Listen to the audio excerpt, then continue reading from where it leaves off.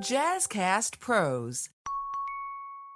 I've reached the point where I'm ready to start pushing those boundaries. I'm ready to start breaking down some barriers. And I wanted to just take a few minutes to share with you my process for this particular trip on breaking down these barriers and boundaries. And not boundaries that you set up for success, but the boundaries that are hindering you from doing the things that you want to do. I want you to take a look at some of your personal boundaries.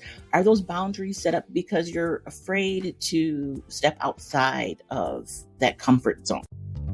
Welcome to Living the Front Seat Life. I'm your host, Kelly Marie, and I invite you to take this journey with me. We're going to be talking about all things mental health and emotional well-being.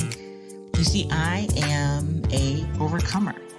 If you are interested in figuring out the path for you to determine how and where you will drive your future, this is the place to be.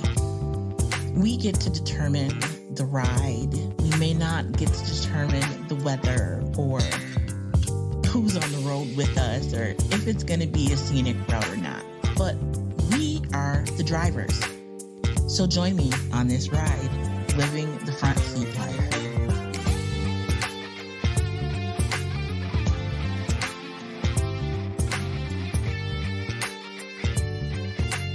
Welcome to Living the Front Seat Life podcast. It's your host, Kelly Marie. Hey, like, subscribe, share this podcast with someone. I think it's a great podcast. You know, I come back every week. Maybe you think it's a great podcast. You come back every week. I don't know, but I think maybe we should share it with other folks. So feel free to share this podcast with those that you love, those that you care about, and those that are ready to start living a front seat life. So today I am talking about breaking your own boundaries, right? Like, how do you do that? What is it like? What does it feel like to break your own boundaries and not boundaries that you set up for success, but the boundaries that are hindering you from doing the things that you want to do. So I've shared with you guys a couple of trips that I've taken, like my first solo international trip and being in New York by myself. And I find myself in Raleigh, North Carolina for a conference and I'm by myself. Now it's for work. So it's a little bit different because when I'm in work mode, I can function for someone else. It's when I have to function for myself by myself that I kind of run into some problems. But the work part of everything has been cool. No problem whatsoever. Now, there's some downtimes, like after the conference is over, after you've gone to all of the workshops and all of the meetups, there's alone time. And what do you do with that alone time?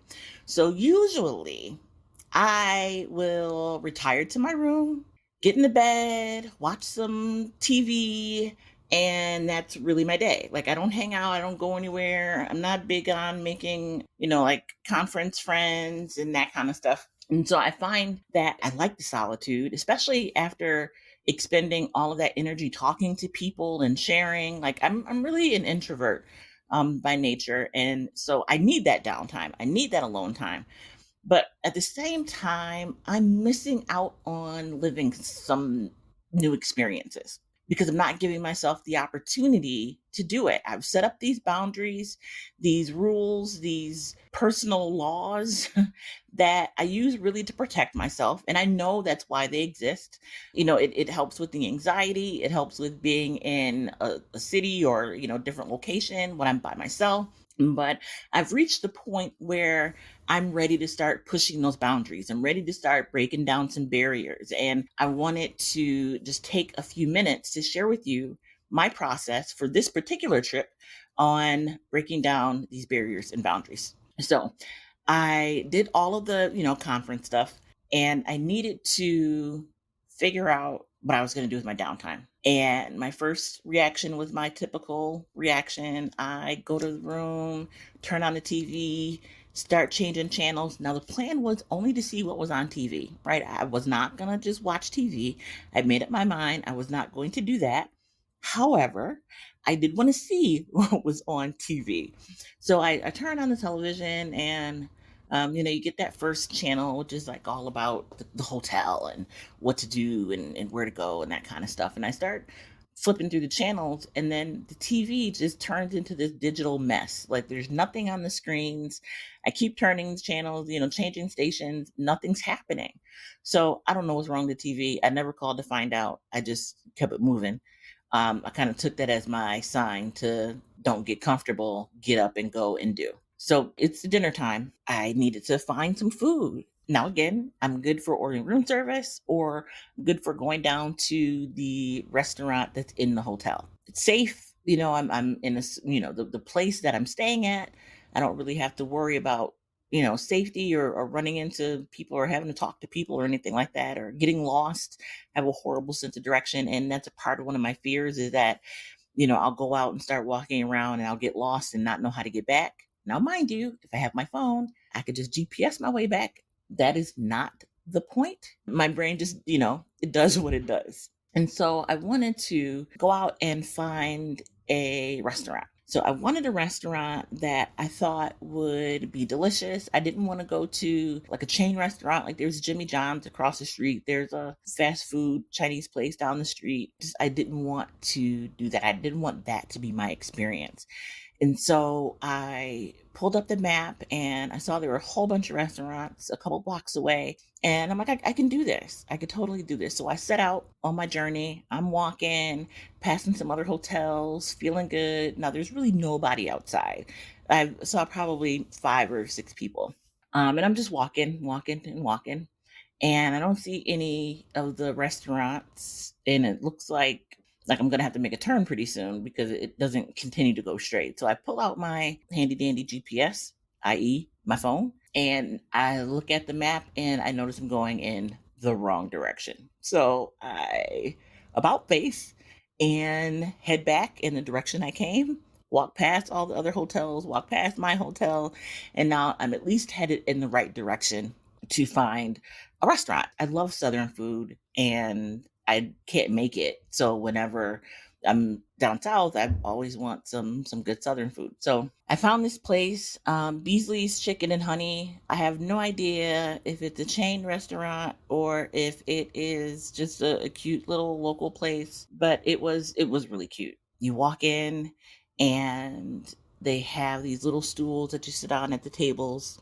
Their menu is up on this huge chalkboard, and everyone was really warm and friendly and kind. The server explained, ordering and, what their specialties were and all that stuff. So I ended up ordering some catfish and mac and cheese.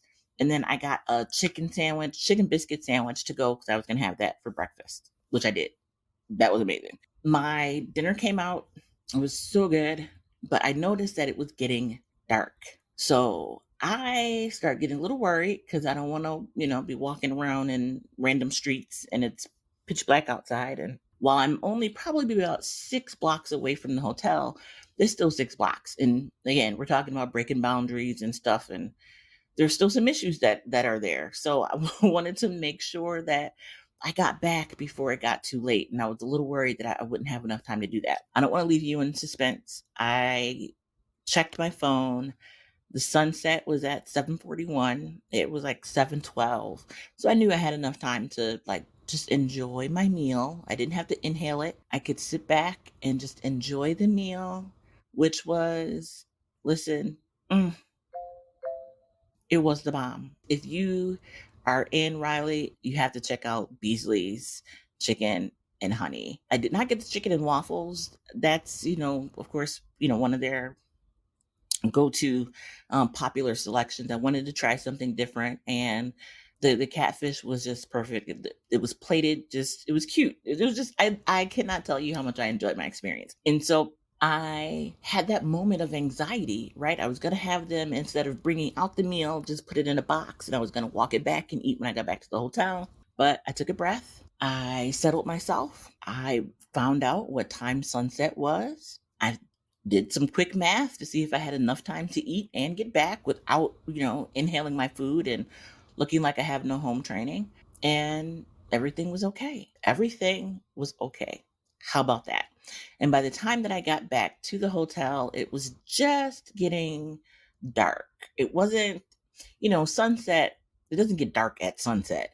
We still have some time left. So I was kind of feeling like Cinderella or a gremlin or something. I don't know what was going to happen after dark, but I wanted to, I wanted to, do you remember the gremlins? Anyways, I wanted to be sure that even in walking back, that I didn't feel or look rushed, right? I didn't want to look like a tourist. I didn't want to look disheveled and lost and hurried. I wanted to just be able to stroll back to the hotel. And I was able to do that. And so I worked through the anxiety. I worked through, the fear. It wasn't overwhelming fear, but there was a little bit of fear there. And I made it. I had an incredible meal. I ate by myself. I did not sit on my phone playing a game. I actually, enjoyed the surroundings and, took everything in. Oftentimes if you've ever eaten by yourself, sometimes, it could feel a little weird because it's just you at the table. But one of the things I think is important is learning how to be alone and enjoying your alone time. So this really gave me an opportunity to, one, break down those boundaries, and two, enjoy myself, like enjoy me time, Kelly time. I think I'm great. So why not spend some time with myself since I'm so great, right? I think you're great too. So I encourage you to spend some alone time with you. It really is an incredible experience. You get to kind of confront some anxieties maybe that you have. You get to be alone with your thoughts. You get to practice mindfulness and not have to engage in conversation with people.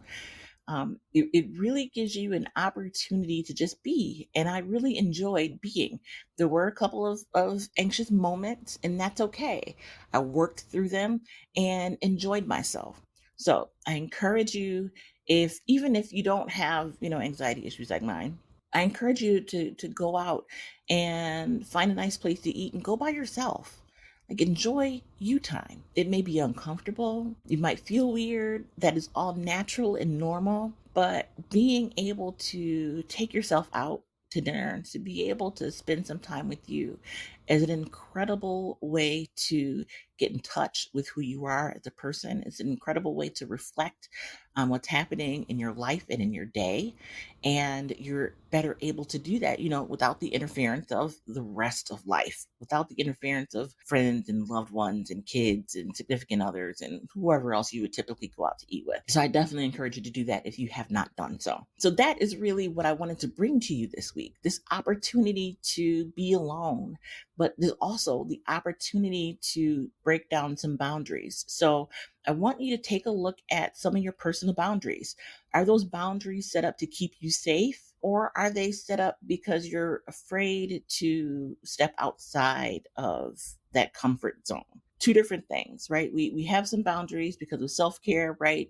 We have boundaries because of safety, but at the same time, often many of us have issues, and we create boundaries so that we don't have to really experience life to the full. So I encourage you to take a look at that and begin to chip away at those things. Until the next time, I encourage you to be the light. I have two incredible guests coming, and we're going to do a front seat chronicles with them. I'm going to have two guests on the next show. So it's going to be really, really, really wonderful. Shantina and Purpose will be coming, and we are just going to kick it and have a good time and talk about all of the things that, women talk about when we get together. But with that front seat life focus, I want you to hear their stories and I want you to hear how they overcame. So that is next time on Living the Front Seat Life. I want to ask you to share this podcast, to comment on the podcast, and also to let me know your thoughts. Send me an email at frontseatlife@gmail.com, or you can always find me on Instagram and Facebook at The Front Seat Life. I want to hear from you. I want to know what you want to know about. What can we talk about? What boundaries do you have that you'd like to work through? What types of steps do you want to learn to take in order to reach your goals? What kind of goals do you have that living a front seat life would help you meet? Share all of that with me. I want this space, this time that we spend together, to really be a time of accomplishment, a time of being, and a time of winning. So hit me up. I cannot wait to hear from you. And until the next time, be the light.